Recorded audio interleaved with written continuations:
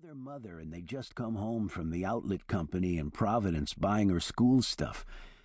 She had on red corduroy bib overalls over a checkerboard long-sleeved cotton blouse and brand-new black Chuck Taylor high-top sneakers. The ensemble was set off by a red comb in her hair. I about had a stroke. She said something to Billy. I think she asked if his sister, one of her girlfriends, was going to Catholic Youth Organization that night. I think that's what she said. I can't be sure because, for the first time since I knew her, I noticed that voice. It was like an echo down a well, a voice that hung around the room even after she had stopped talking. I stood up tall and tried to suck myself inside me so I would appear thinner. I also looked over her head, a technique someone had told me would add age and a certain maturity. Marie D'Agostino paused. It was as if time were frozen for a split second.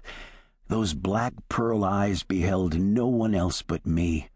Her voice was slow, solid, and acute. "Why don't you take a picture, Riley?" she boomed. Yeah, that was me, all right. Jono Riley. No middle name, not for the Rileys. We were first and last namers only. According to my old pop, there was a constant, unbroken chain of Jono Rileys dating back several centuries before the birth of Christ.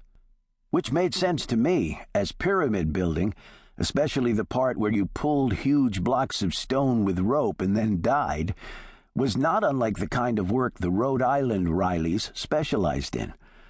But from that initial pertinent exchange with her, I could think of nothing else, imagine nothing more wonderful than to be somehow included in the all-encompassing orbit of Marie. I lived just around the corner from the D'Agostinos, but to the geniuses who had drawn up the elementary school grids, I might as well have lived in Seekonk, Massachusetts. Marie was starting 6th grade at Kent Heights, and I was assigned the Brightridge School, about a mile down Pawtucket Avenue. It didn't take Einstein to figure out that if I had any chance at all of impressing myself on her, it would have to come at CYO and weekends with Cubby. I hit upon a strategy of consistency. By being around consistently, I found it was difficult for Marie to avoid the occasional social interaction with me. For example, along with the CYO, which met on Tuesday and Sunday nights, I found that by walking to school a roundabout way, cutting in back of the Foundry and up Chester Street, then over to Canton and up King Philip Street, I was able to casually saunter past Ken Heights at the exact moment that Marie and Cubby were walking to school from their house. "What's going on?" I'd say to Cubby. It was important at that time to coolly not acknowledge Marie at all. "What's going on?" Cubby would reply. Marie usually looked bored.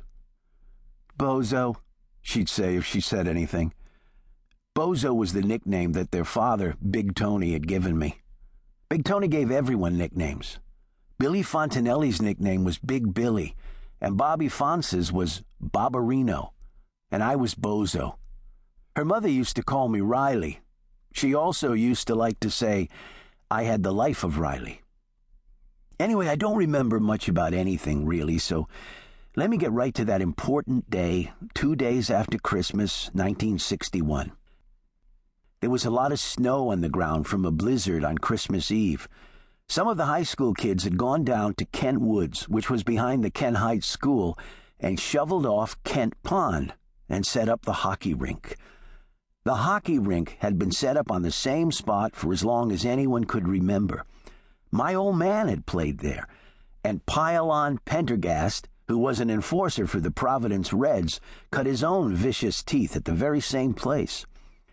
Now, I hope this doesn't seem self-serving or show-offy, but it's important to the progression of events of this particular day, or more specifically afternoon. I was, even at 11, an extremely good hockey player. On skates, I embodied a certain grace that escaped me in virtually every other facet of my early life. I could handle the stick dangerously. And when I was picked to fill out a game against the high school kids, I would attack the net with an aggression that always surprised me. I could never have put it into words.